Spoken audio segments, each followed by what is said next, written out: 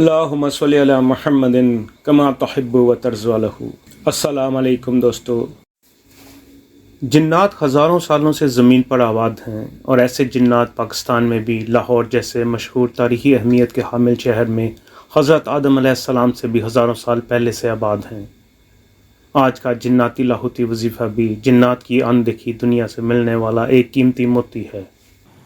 علامہ لاہوتی اپنی سرگزشت میں جہاں جنات کی اندیکھی دنیا کی سیر کراتے ہیں اور ہمیں اس کے دلچسپ حقائق سے آگاہ کرتے ہیں، وہیں ایسے نایاب اور بے حد مجرب اور فائدہ مند وظائف بھی دیتے ہیں جو کہ قرآن و حدیث سے اخذ کیے گئے ہیں اور حد درجہ تاثیر رکھتے ہیں۔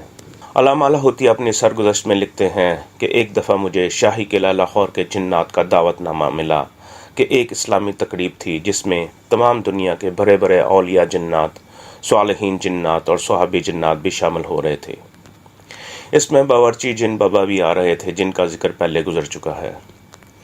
اس دعوت نامے کی خاص بات یہ تھی کہ مجھے ایک تقریر کا تقاضا کیا گیا تھا جس کا موضوع تھا حفاظت کی دیوار۔ میں یہ پڑھ کر حیران ہوا کہ جنات تو خود بہت طاقتور ہیں، ان کو اس کی کیا ضرورت ہے۔ انہوں نے اس کے بعد بھی کئی دفعہ پیغام بھیجا کہ آپ اس تقریب میں اپنی حاضری کو یقینی بنائیں اور ہمیں ضرور وقت دیں، ہم آپ کی گفتگو سننا چاہتے ہیں۔ ہمارے بعض اولیاء جنات بہت دور سے آ رہے ہیں جنہوں نے آپ کو دیکھا نہیں ہے، ان کی چاہت ہے کہ ہم انہیں آپ کی تقریر سنائیں۔ باورچی جن بابا نے خاص طور پر لکھا تھا کہ کئی ماہ سے آپ سے ملاقات نہیں ہوئی، اس لیے آپ کا آنا ضروری ہے۔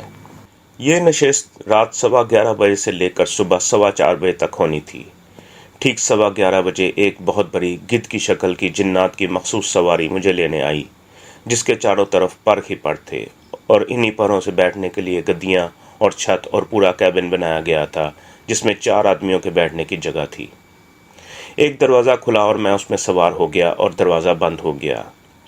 یہ جناتی سواری جس رفتار سے چلتی ہے، یقیناً کوئی تیز رفتار سے تیز رفتار راکٹ یا جہاز بھی اس کا مقابلہ نہیں کر سکتا۔ بس میں بیٹھا اور چند لمحوں بعد ہی وہ گدنما سواری نیچے اتری اور میں لمحوں میں شاہی قلعے پہنچ گیا۔ دوستو، کئی دفعہ امریکن اور یورپین نیوز میں بتایا گیا ہے کہ بعض ملکوں کی ایئر سپیس میں ایسے فلائنگ آبجیکٹس یعنی UFOs اڑن تشتریاں دیکھی گئی ہیں جن کی رفتار 25,000 سے 29,000 کلومیٹر فی گھنٹہ بتائی گئی ہے۔ وہ آن کی آن میں ایک جگہ سے دوسری جگہ پہنچ جاتے ہیں اور اچانک غائب ہو جاتے ہیں۔ تو کیا یہ ممکن نہیں ہے کہ یہ فلائنگ آبجیکٹس دراصل میں جنات کی ہوائی سواریاں ہیں جن کو خلائی مخلوق کے ساتھ جوڑ دیا جاتا ہے؟ یہ تقریب شاہی قلعے کی موتی مسجد کے اندر تھی۔ ایک چیز جو میں نے خاص طور پر محسوس کی اور آپ انسانوں کو بھی بتانا چاہتا ہوں کہ جنات عورتیں کبھی بے پردہ نہیں ہوتیں، حتیٰ کہ حیران کن بات ہے کہ کافر جنات عورتیں بھی بے پردہ نہیں ہوتیں۔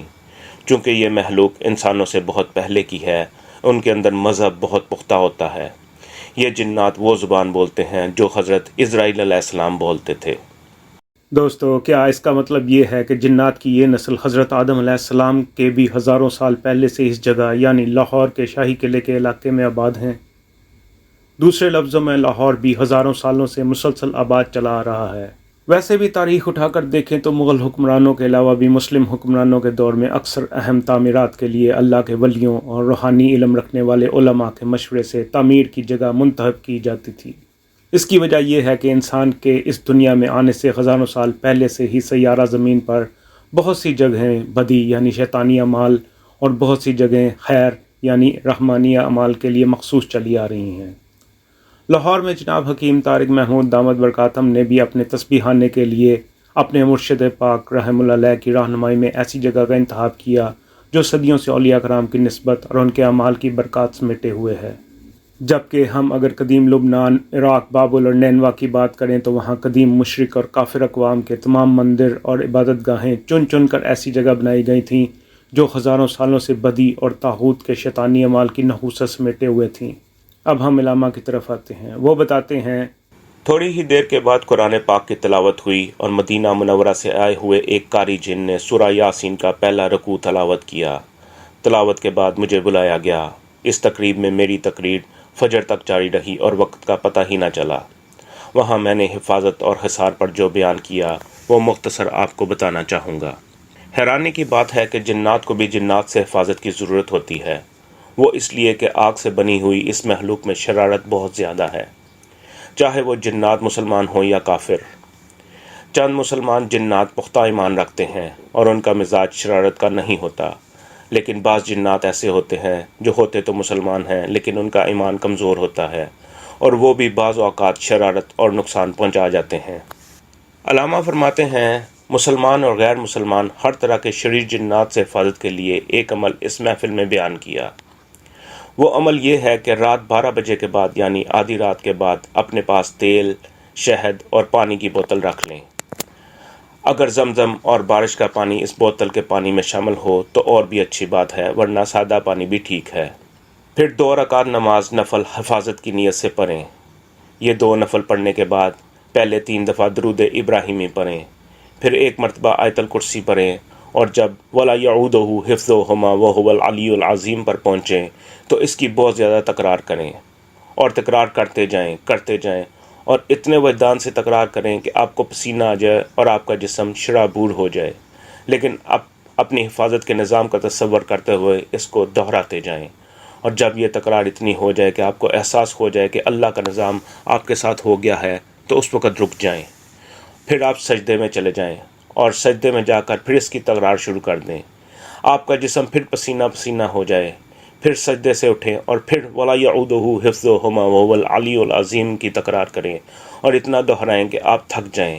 پھر آپ دوسرے سجدے میں چلے جائیں اور پہلے سجدے کی طرح وَلَا يَعُودُهُ حِفْظُهُمَا وَهُوَ الْعَلِيُّ الْعَظِيمُ کی تکرار کریں حتیٰ کہ آپ تھک جائیں۔ پھر اٹھ جائیں اور پہلے سے موجود پانی، تیل اور شہد پر دم کر دیں، اور جہاں جہاں کی حفاظت کرنی ہے، وہ جان ہے، اولاد ہے، دکان ہے، مکان ہے، سواری ہے، اس کا تصور کر کے حصار کر دیں۔ میں نے یہ عمل اور اس کے بڑے بڑے کمالات جنات کے سامنے بیان کیے۔ علامہ فرماتے ہیں، تقریب کے بعد جب نماز فجر پڑھ لی اور واپسی کے لیے اسی جناتی سواری میں سوار ہونے کے لیے جا رہا تھا تو سواری کے خادم جن نے مجھے بتایا کہ یہ عمل جو آپ نے لوگوں کو بتایا ہے، میرے پاس اس عمل کا مشاہدہ ہے۔ اس جن نے بتایا، میری کچھ جنات کے ساتھ دشمنی ہو گئی، وہ مجھے نقصان پہنچانا چاہتے تھے۔ انہوں نے مجھ پر بہت زیادہ جادو کیا، اور جادو ایسا تھا کہ میں بہت بیمار ہوتا چلا گیا، اور بیماری ایسی لگی کہ کہیں سے کوئی علاج ہی نہیں ہوتا تھا۔ آخر میں ایک عامل جن کے پاس گیا تو اس نے مجھے کہا، فلاں جنات نے تجھ پر سخت ترین جادو کیا ہے، اور ایسا جادو کیا ہے جس نے تجھے دوہرا کر دیا ہے۔ تو میں نے ان سے کہا، آپ مجھے بتائیں کہ میں کیا کروں؟ تو انہوں نے مجھے کچھ عمل بتایا، لیکن مجھے فائدہ نہیں ہوا اور میں بیمار ہوتا گیا۔ گھر میں رزق کی کمی، جھگڑے، پریشانیاں، مصیبتیں بڑھتی چلی گئیں۔ ایک مصیبت سے نکلتا دوسری، اور دوسری سے نکلتا تو تیسری مصیبت تھی۔ اسی طرح میری زندگی کے دن رات پریشان ہوتے چلے گئے اور میں انہی پریشانیوں میں گرتا چلا گیا۔ میں نے کہیں پڑھا تھا کہ جو شخص رات کو سوتے وقت بلا تعداد یا علیم و یا خبیر و کثرت سے پڑھے گا تو اللہ پاک اس کے دل میں اس چیز کا حل ضرور ڈال دیتا ہے جس کے بارے میں اس کو ضرورت ہے۔ اس جن نے بتایا، میں نے ان اسماء کو پڑھنا شروع کر دیا اور مجھ پر اس کے بہت سے کمالات کھلے۔ میں ان اسماء کو روزانہ رات کو پڑھ کر سونے لگا۔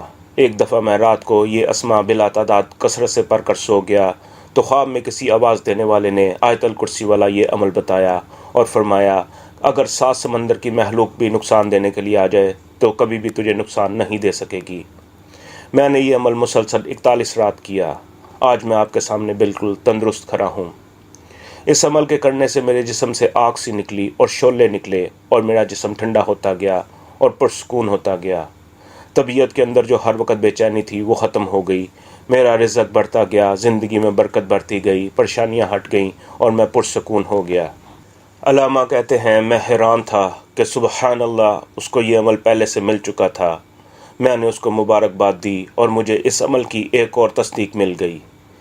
اس جن نے کہا، میری عمر 322 سال ہے۔ میں نے کہا، آپ تو بہت کم عمر نظر آتے ہیں۔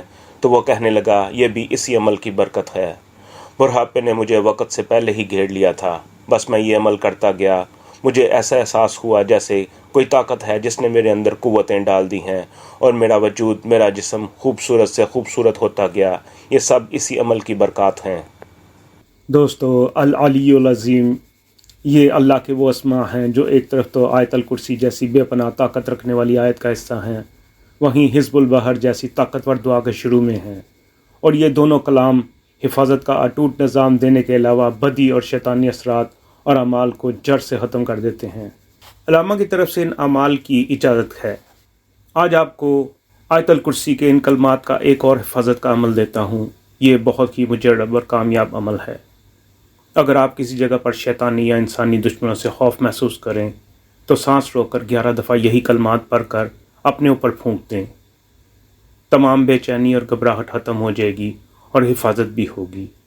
اس کے علاوہ آپ یہ عمل اپنے کسی بھی پیارے کی حفاظت کے لیے بھی کر سکتے ہیں، کسی چیز کی حفاظت کے لیے بھی کر سکتے ہیں اور اپنے گھر کی حفاظت کے لیے بھی کر سکتے ہیں۔